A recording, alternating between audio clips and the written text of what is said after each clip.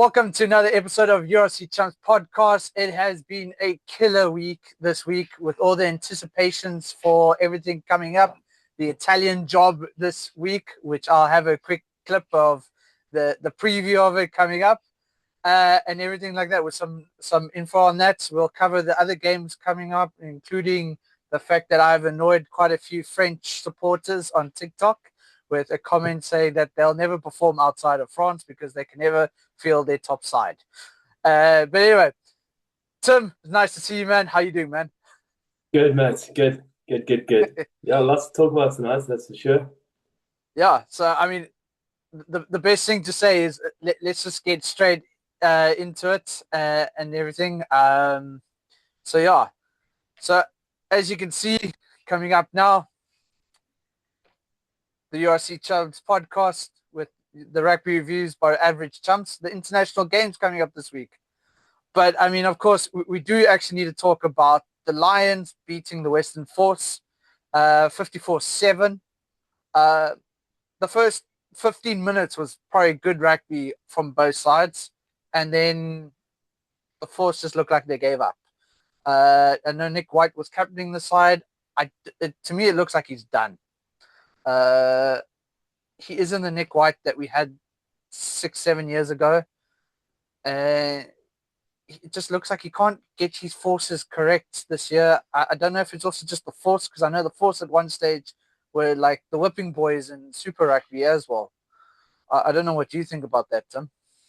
Well, I mean, it's a strong statement of I mean, people have bad seasons. I think the Force moving to the Force from the Brumbies has been quite a shift. Obviously, different game plan, different sort of philosophy of rugby. Maybe he's not fitting in there. Who knows? Yeah. Was he a wonderful scrum half? Of course. Do I dislike him intensely for the fact that clicks slack? Of course I do, being a South African. But is he done? I don't know. He didn't look great. I'll give you that. And he hasn't had a particularly strong season, although the Force aren't the same old Force they used to be. So they're not getting annihilated anymore, but they're getting there. And we spoke about the Lions last week, and we spoke about the side they put forward against the Force, and we did say they're going to run a lot more. So I was expecting this, and judging from what I've seen, and we won't spoil it now, but what I've seen going to play next, it's a similar sort of mindset. Yeah, they're going up against the Reds this week. That's right. But I didn't want to mention anything to put the teams up. So. I haven't said anything about the teams. I haven't seen much about the teams. I do have to eat a few of my words that I have said about Finn Russell. That one try where they were getting ready to look like they were going for the penalty and just took a quick tap. Yeah, buddy. Vindication. Thank you, Finn Russell. Yeah, I have to give him the benefit of the doubt on that. That was a very good, quick read of the field. Caught the Force snapping. And also, I have to give it, the two support runners were perfect because they didn't know who to cover. They didn't know if they needed to go for Pollock. And I can't remember who the other one was. Daly. I think it was Daly. Like, they didn't know who to cover, where the ball was going to go. And the way he went down looked like he was going to go Pollock, but then shifted everybody to their right. And then he popped it off to Daly. Like, he just carried on going around and off to Daly. And Daly's like, thank you very much. Yeah, I mean, good on him, because I think he would have been aware that Henry Pollock's got a lot of sort of hype around him. And if I was a defender and I had only to choose between the two, I would have gone for Henry Pollock purely because I've been told to watch him. So good on Finn Russell. It's a great read. He's a wonderful rugby player. But interesting, I don't know, can we talk about the news of the Lions? Can I say it? Go. Can I break that? The own Farrell call-up? Yeah, I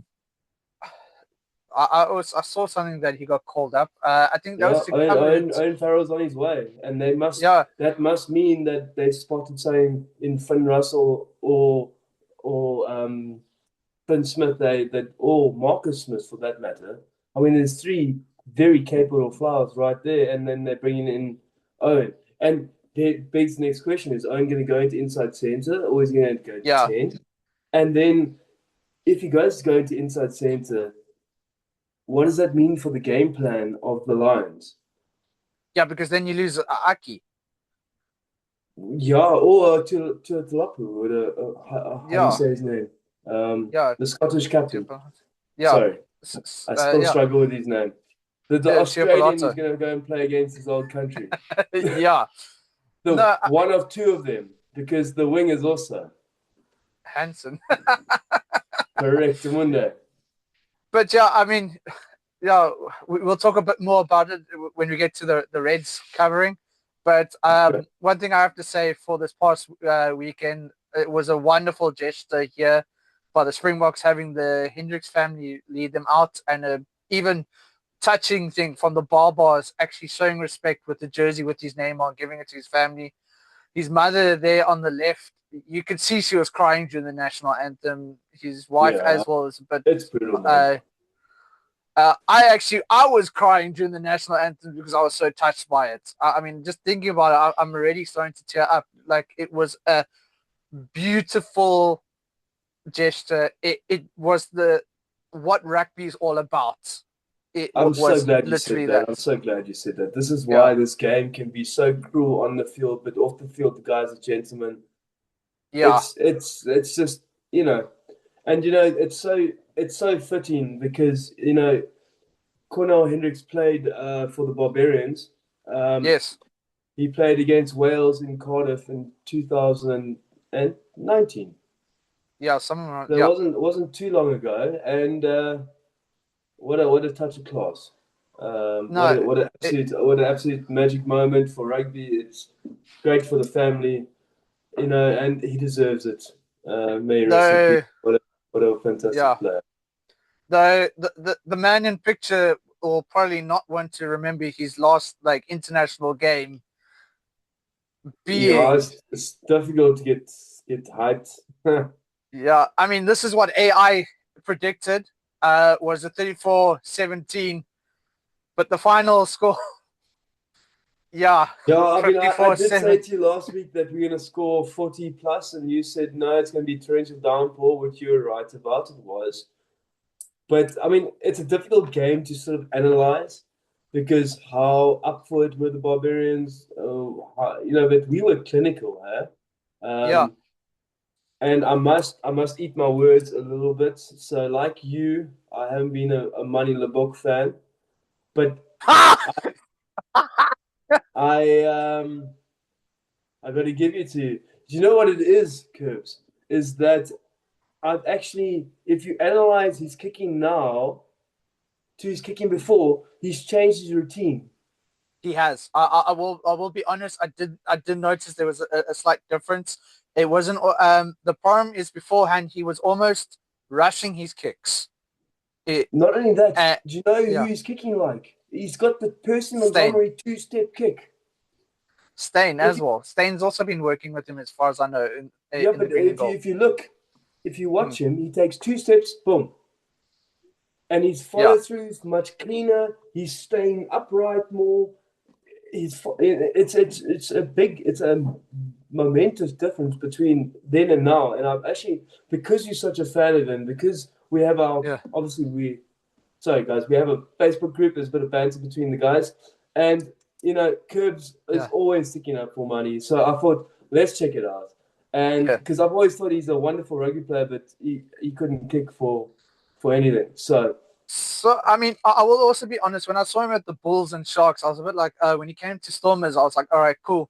But then I think Morne Steyn said it best, was Manie Libbok has a great technique, but the problem is he waits too long.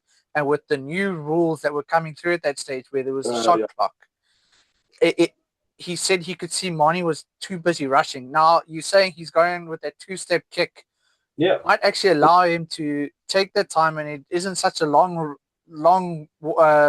lead up to the kick in a kicking sense, which then also allows him to take a little bit more time and breathe that extra 2 seconds to take that kick. But But yeah, also, if you look at his follow through, he's completely different. He's staying a lot more upright. His foot's coming a lot through the ball, and whoever's working with him, and obviously he's got to take credit himself because he's got to do the work. But super, because Rusty that telling him man, to miss. if that man gets his kicking the goals right, wow, because he can read a rugby game, huh?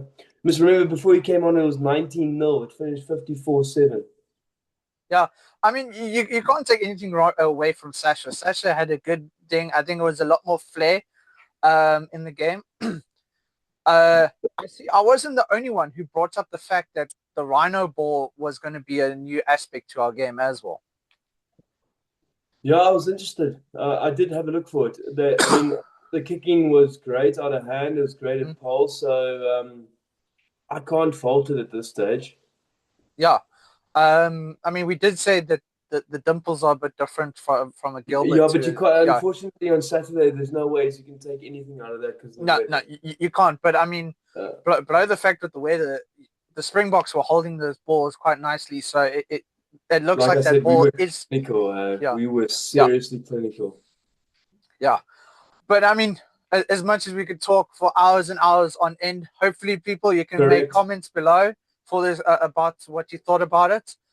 But this weekend is this. It's the Italian.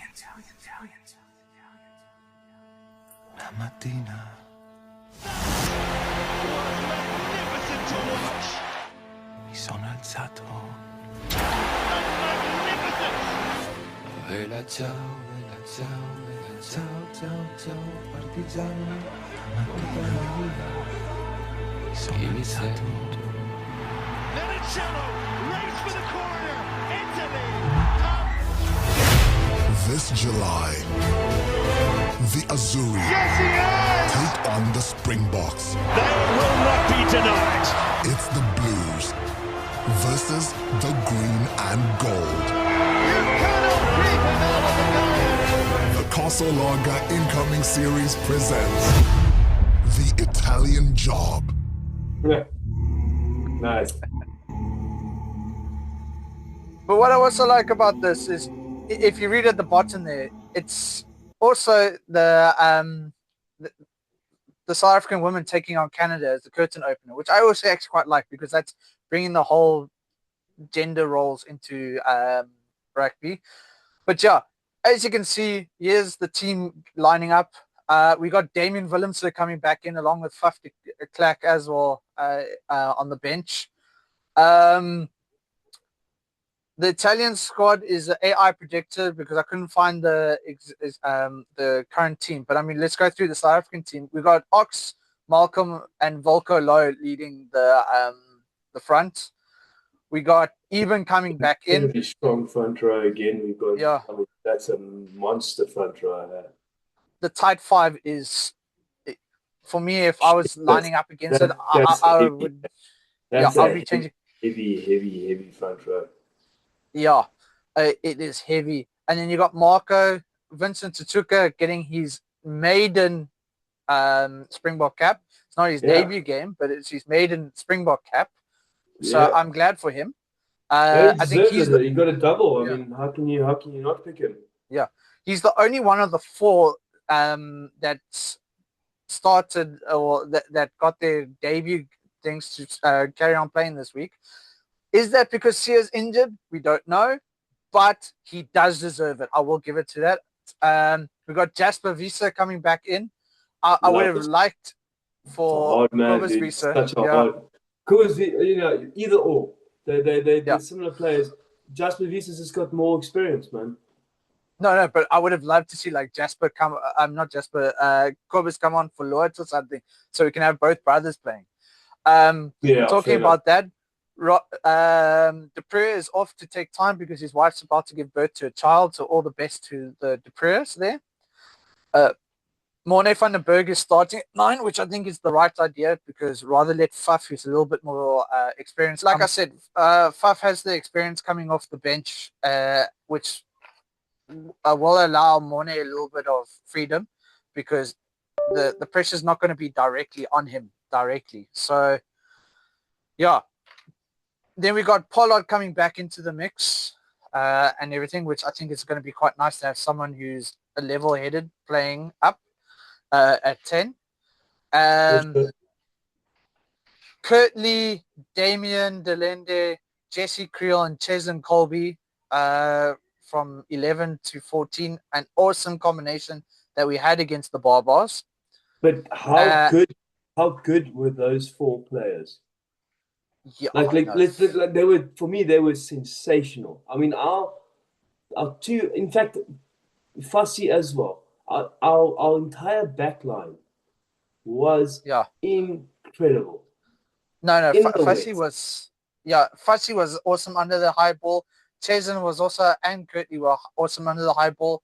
And in our center combination with our captain, because Sia's still injured, Jesse gets his first official captaincy, becoming the 67th South African captain for the Springboks. So I have a question about that one. Yeah. It's an interesting one. So Jesse Creel filled in for Sia last weekend. Yeah. Yeah. Now it's a real international, you have even Etzebeth at 4, who has captained the Springboks on many occasions. Would you not have entrusted Eben? And if not, why would you choose Jesse, who's brand new to captaincy, over Eben? Because Jesse is the captain. He in Super Rugby he's not the captain. In under 20s he wasn't the captain. Yeah. It's a very good point that you brought up, because I was actually reading a bit of an article about who will be the next Springbok captain. I know Vincent's name was mentioned in there, so was Sasha. The fact that they're very young. The fact that Jesse and Damien are the most capped center combination, and Jesse probably will have a little bit longer time, is why they're also experimenting with him during this time. And that's just a prediction. I think it was SA Rugby that said it. I could be wrong, or Planet Rugby. But the fact that they're giving it to Jesse at this time to further the captaincy. You think it's to see if he's got what it takes in the future? Is this like a Russie's way of sort of putting him to the test and see how he does? Yeah, knowing he's going to be a bit raw, but maybe he's got that factor that makes you a great captain. Yeah. Or does he just and on that front, then he knows exactly what he hasn't even as a captain. Yeah. Also, it's the fact that he actually does lead in the back. He is part of the leadership of role. Of course, I think he leads the defensive. Yeah. So he already has that on his shoulder. It's just now he has a bit more pressure on the sense of talking to the ref. I mean, he was there with AJ, the referee, on Saturday on a regular basis, questioning things, getting information back, asking questions. I think he did a great job and everything. And I mean, he's had awesome guys to follow behind and everything. And I think he did a good job on Saturday. I like to see how he handles at his home ground at Loftus. But yeah, I mean, we've got Damien Willemse also coming back, who is part of the leadership role in the Stormers. We've got Andre Pollard, who can lead. We got Vincent. We got Marco van Staden. We have even Etzebeth. I mean, I think Malcolm Marx is also captain. And I mean, coming off the bench as well, we got Bongi, who's captain. Mostard's done it a few times for the Lions when he was there. And then we've got Villy as well, who is a bit of a leader himself, coming on for his 99th cap. I'm excited. I'm excited for that young man. Well, young man. Yeah. But yeah. Yeah. But you know what the irony is at the start of the game, there will be 16 South Africans on the field. Yeah. Number 8, Ross Vincent went to Bishops down the road in Cape Town. So, yeah. Yeah, I mean, yeah. They not as, funny enough, Italy's not as bad as, they've got less internationals than someone like Scotland. Well, I mean, if you look at Sebastian Negri, if you listen to his story, it was actually quite interesting. He's actually came just from Zimbabwe. He was born in Zimbabwe to an Italian family. And then during that whole period where they were chasing out the white farmers, that is where he got, his family got kicked out. So, yeah. But, yeah, it looks like a decent, good team that's coming up from Italy. But, yeah, we'll have to see how they handle here. I know they did pretty well. They did beat Namibia They last the movie. week. I watched the game. They were very. It was a walk in the park, actually. Yeah. But, I mean, Um, moving on, it was a walk in the park, but unfortunately, it is not going to be a walk in the park this weekend. If you look at the head-to-head, we've played them 16 times. The Springboks have won 15, except for that one that we lost during the Alistair Couture period. correct. The win rate, 2016. yeah, the win rate right now is 94% to 6%. I forgot. I see I cut off the Italy points, but the Italy points were like 400 or something points to South Africa, 762. Total tries, if you look at that, 96 to SA and only 14 to Italy. But then if you look at the biggest blowout, 101-0 in Durban in 1999. I remember that game. I watched that game. There were 15 tries, so we have beaten them by one try in one game.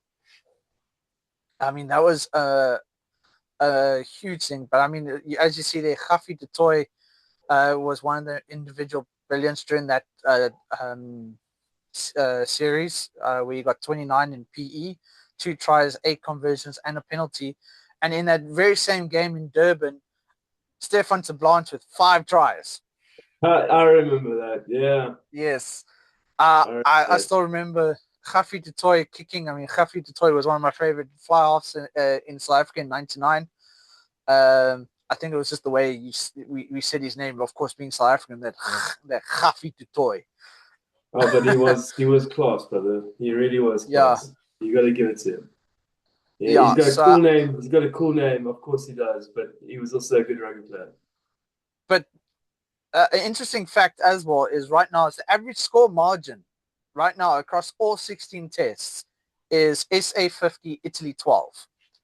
And that's just on an average basis. It's not like an AI predicted or anything like that. I didn't ask AI. If it's AI. Actually, if the weather's dry, I think that could be a possibility. It's not going to be dry though. Apparently they're talking about snow and everything coming up to Gauteng this weekend. Good God. It is going to be freezing. Okay. Yeah. I'm going to go with like a 38, 17. Yeah, I think something like that will probably go down. We're going to have to be very clinical. Both teams are going to have to be very clinical, especially with the fact that ball, when it hits your hand when it's cold, it's almost like catching sandpaper in a rock.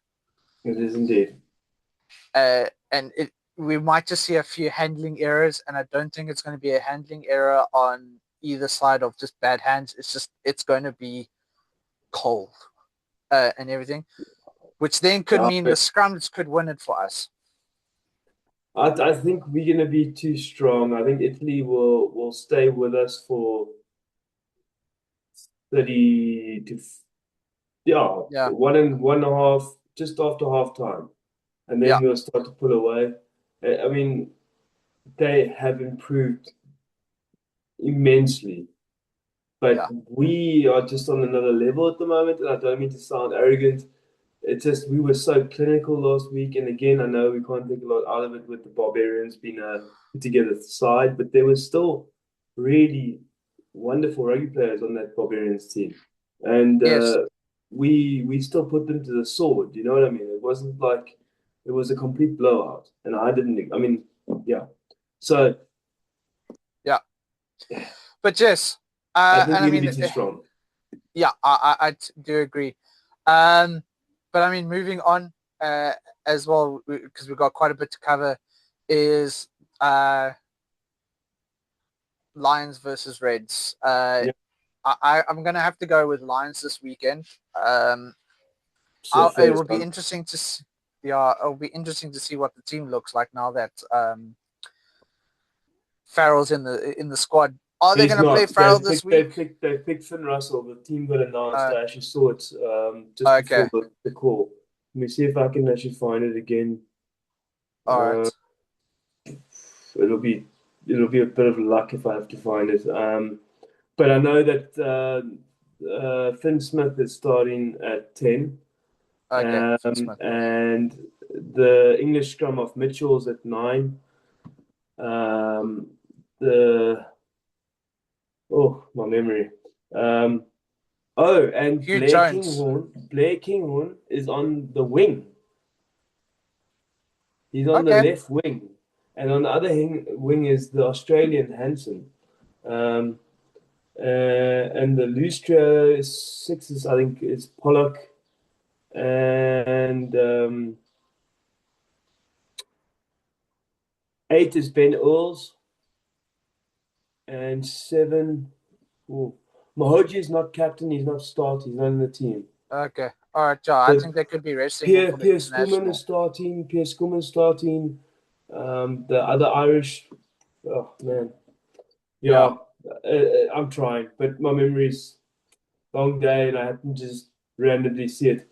But the centre pairing's different, and the front row is different. The locks are different. The loose trio, all but one's the same. Yeah. Just due to things, we need to move on. No worries. Yeah. As you can see, the results for the under-20s this weekend. The game that I was really impressed with was South Africa versus Australia. I thought it was going to be a little bit closer, but that was absolutely holding Australia away. Australia scored a try, and only 56 minutes later was Australia able to score another try. New Zealand coming up on top of the hosts. Argentina coming through with the last-minute win. France as well beating Spain. Ireland beating Georgia. And England beating Scotland. So, I mean, it's some serious games that happened this weekend. And then this week for the internationals, we start off at 7 o'clock this morning, or in the morning, with Japan hosting Wales at 7 o'clock. Then we go to New Zealand hosting France, which I'm going to predict the New Zealand win there. Springboks, Italy. Against the French side, definitely. Yeah. That French side's watered down completely. Yes. I think something at 9.9 caps average per player. Yeah, I pray that New Zealand go and put 100 points on them. Yeah. Then the Springboks versus Italy, like we said, the Springboks are going to win. Georgia versus Ireland. I've said Ireland's going to win in that game. Yeah, Argentina, I think England. it'll be closer than people think. Yeah. And then why does it say Waratahs at 12 o'clock? Okay, that could be the Reds. Yeah, it's meant to be the Reds. Did you pick the Argentina of England? I didn't pick that game. I think that one, it's probably going to be Argentina because England doesn't have all the top players. Yeah, I would say Argentina too. Yeah. We're going to have to see. Pick, but I would back you there. Yeah. And then Australia's warming up on Sunday versus Fiji. So that actually might be interesting to watch. Yeah. But yeah, I mean, interesting news that came out as well over the past week was what's his name? The whole Ruan Ackerman story. That apparently he's been begging John Dobson for the past 3 years. John Dobson didn't even know who he was. And then he finally realized who he was and accepted him. The news coming out of the Bulls camp is the Bulls coaching and players have staged a bit of a coup against Jake White. And apparently Johan Ackerman was one of the coaches that they were hoping to get to replace or was in the mix. However, due to the fact that he signed on a 6 months contract extension with the under-20s, might not put him into the mix anymore. Yeah. Yeah. So, but we'll follow more of that a little bit later. But the interesting story was the fact that there was Ron Ackerman was apparently begging the Stormers to come play for them, which to me is a bit of a surprise. I would have thought he would have gone up north, back home. But yeah, I would have thought so too.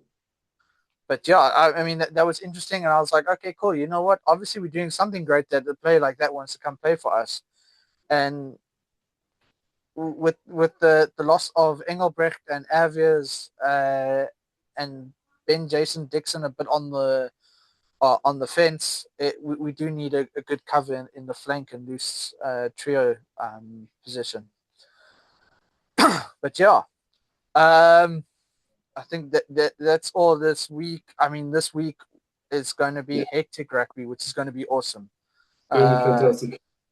Yeah, I'm really stoked for this weekend. My wife's probably going to hate me because I'm probably going to wake up early, and I am probably going to go to gym and then come back and watch rugby. I'll just watch the highlights and then I'll start watching New Zealand. And then there'll be a bit of a time where I'll be a family man until 5 o'clock. And then I'll probably be kicked out of my bed because my daughter will take over my spot. And I'll probably sit upstairs on the couch watching all the way through to the end of the England game. Okay. Sounds like a great day. Yeah, it does. I have a few striped horse beers in the fridge waiting for me for the weekend. So luckily, I won't have to worry about them getting warm because it will be ice cold as well. Nice. Yeah. So yeah. But anyway, guys, I hope you had a great time listening to us. Please remember to like, share, subscribe, leave a comment. Let us know what you think of certain games that happened. We'll take them into consideration and we'll bring them up next week in the next episode. But yeah, Tim, thanks very much for listening and being here today. And remember, guys, be safe. My fellow champions, have a good one. Oh, God.